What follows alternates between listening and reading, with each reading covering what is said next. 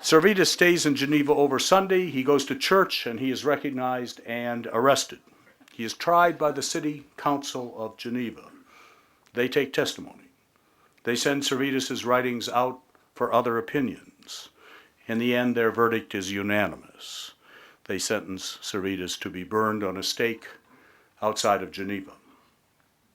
On the morning of 27 October 1553, Servetus is led to the stake. John Calvin has privately met with him in prison and sought a recantation. Calvin has also urged the council to execute Servetus by the more merciful means of decapitation by sword, but in neither case has he been persuasive. Calvin's chief ministerial assistant accompanies Servetus in the long procession from the prison to the stake. During the trudge, he urges Servetus to recant. Servetus replies that he has suffered unjustly, but that he prays that God will forgive his accusers. The minister again urges his recantation, that Servetus not go before God holding such views of the Trinity.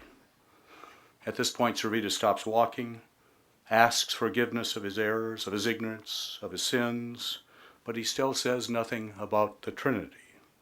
The Geneva citizens have lined along the road to watch. Several times Servetus stops and asks the spectators to pray to God for him, but he still says nothing about his view of the Trinity. On the hill, Servetus is tied to the stake. When the executioner holds the fire in front of his face, he cries out so loudly that the watchers are horror-stricken. Then the fires are lit. Servetus lingers for half an hour and dies with a prayer on his lips. O Jesus, Son of the eternal God, have pity on me. O Jesus, Son of the eternal God, have pity on me. Michael Servetus made the crucial denial of the preexistence of Christ, and for this denial he was executed.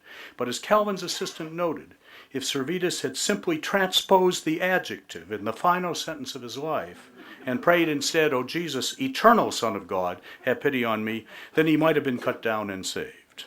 His last words were therefore a cry of defiance to man and of confession to God.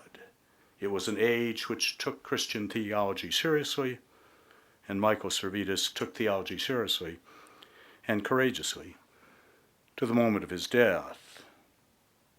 He died, but his widely read books gave him disciples. They spread Unitarianism into Reformation Europe for about 75 years in the 16th and 17th centuries, until the Counter-Reformation obliterated Unitarianism from Europe. Poland has an influential Unitarian church, Poland. Its leader is an Italian convert from Roman Catholicism, Faustus Socinus, and he issues the first Unitarian Catechism.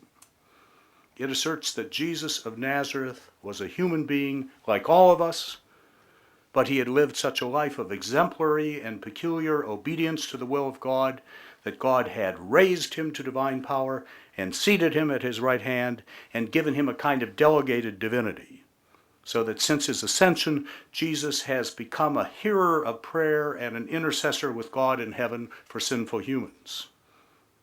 And Unitarian thought also appears in England in the 17th century and in New England in the 18th.